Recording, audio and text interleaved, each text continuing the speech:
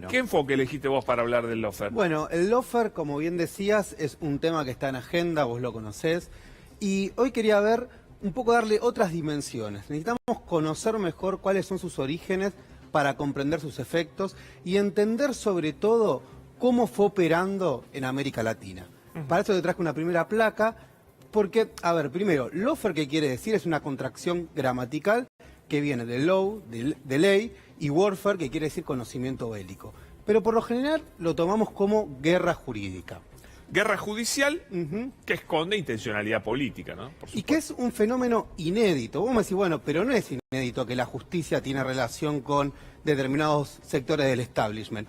Pero se dio de una manera particular. Entonces, en América Latina en el siglo XXI, sobre todo después de que aparecen los gobiernos progresistas, populares y posneoliberales. Vamos a ver algunos conceptos que vamos a desarrollar.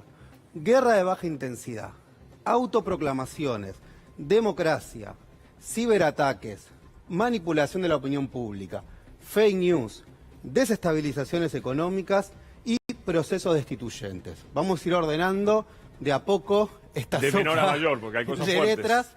Para eso voy a ir pidiendo una placa de Charly García. Vamos a utilizar un concepto de Charly que nos puede ayudar a pensar un poquito más.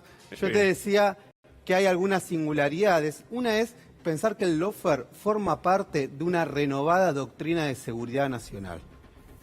Te repito, forma parte de una renovada doctrina de seguridad nacional. Entonces, dice Charly, están pasando demasiadas cosas raras para que todo pueda seguir tan normal. ¿Por qué me gusta esta frase? Porque el lawfare no es tan visible como a veces parece. Esto es como si fuese un rompecabezas que vos tenés que ir descubriendo la pieza de qué pasó en cada país de América Latina para poder tener la imagen completa. El lawfare, si bien ahora está en la agenda pública en nuestro país, es de alguna manera un fenómeno que a veces es silencioso, que a veces es raro, que a veces utiliza mecanismos que no son tan nítidos como podía ser en el siglo XX. Lo que pasa que, Nahuel, que al haber una pata mediática que crea monstruos, ¿no es cierto? Y cuando aparece alguien a matar al monstruo, bueno, todos aplauden, ¿no es cierto? El problema es que el monstruo muchas veces no era tal. Y la intención de hacer justicia matando al monstruo tampoco era tal. Exactamente. Entonces yo te decía, Pablo, que esto formaba parte de una renovada doctrina de seguridad nacional que pasó en el siglo XXI, en América Latina, sobre todo cuando aparecen los gobiernos posneoliberales. Parte de eso es el concepto que llamamos de las ciencias sociales guerra de baja intensidad. ¿Y qué significa esto?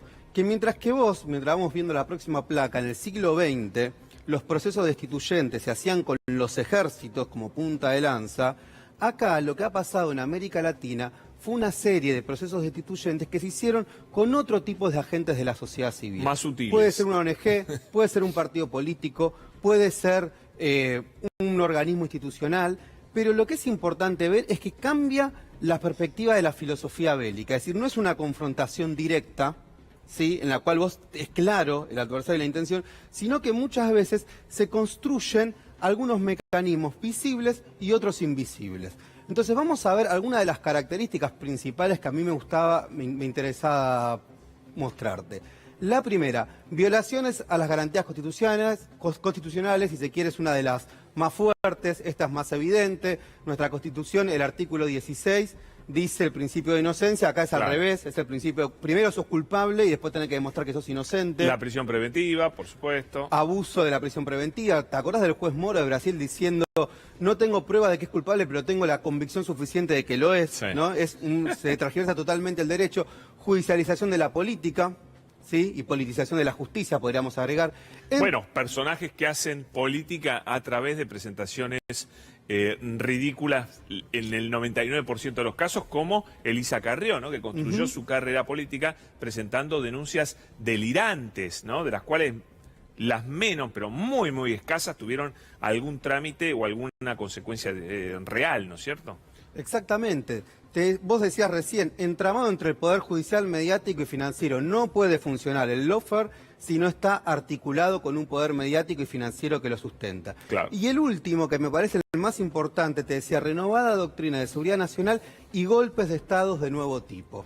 Mientras pasamos a la siguiente placa, Dilma porque Rousseff, yo te quiero se me recordar ocurre. justamente en la próxima placa cuáles son los golpes Claro. Vos decías Dilma, ¿no? Sí, es clarísimo. Bueno, algunos le dicen golpes blandos, otros le dicen golpes suaves, otros le dicen impeachment, pero es importante entender que hay un filósofo estadounidense que se llama Gene Sharp, colaborador de la CIA, que ha escrito mucho desde los think tanks de Estados Unidos en esta idea de cómo hacer que no sea tan visible un proceso destituyente. Calentamiento en la calle, desestabilización económica y fractura institucional. Para recordar y repasar algunos de los golpes de Estado que hubo de nuevo tipo en nuestra región en el siglo XXI, 2009, Manuel Zelaya en Honduras. Entonces, si te acordás, quería hacer una asamblea constituyente, convoca una consulta popular, la Corte Suprema de Honduras avala que el ejército con un helicóptero lo saca al presidente y lo destituye. Sí. Luego tenemos también Fernando Lugo en Paraguay, 2012, algo inédito, un juicio express de 24 horas. Lo destituyen y la justicia avala esa destitución. Hecho esto, vamos con Dilma Rousseff, podríamos decir un golpe también a la paraguaya, con un golpe institucional. Un problema presupuestario, directamente. Totalmente. Fue un tema, pero la verdad que un tema insólito para que echen a un presidente, una cosa de locos, ¿no? Y ahí inmediatamente la proscripción a Lula y obviamente tenemos, si se quiere, el de Evo Morales, que acá fue más parecido a lo que podrían ser los golpes del siglo XX, sin contar otros intentos como fue el de Ecuador con Rafael Correa o Cristina Kirchner, que ha sido claramente perseguida. Hoy tenemos a Evo Morales en exclusiva. En esto recién empieza. Cuando terminemos nosotros a las 10 hay una entrevista exclusiva que le hicieron a Evo Morales. Un mano a mano con Evo Morales imperdible. Así que pasamos el chivo porque vale la pena a las 10. Muy bien. Y para finalizar te dejo la última frase, que es una frase del Papa. Mira vos, de echarle al Papa, ¿eh? Esto lo dijo el Papa en el 2019, ¿sí? En un encuentro con jueces panamericanos. Dice, el lawfare es utilizado para minar los procesos políticos emergentes y propender a la violación sistemática de los derechos sociales. Me gusta esta frase porque el lawfare no solo tiene efectos jurídicos, sino que también tiene efectos sociales porque forma parte de un neoliberalismo judicial. Después le voy a preguntar a alguien que lo conoce mucho, al Papa que está con nosotros, sobre esta frase. ¿Cómo se gestó esta frase? ¿De dónde viene? ¿Qué conocimiento real tiene el Papa de todo esto? Me parece muy interesante. Nahuel, buenísimo como siempre. Muchas gracias, Pablo. Gracias a vos. Señores, yo me voy a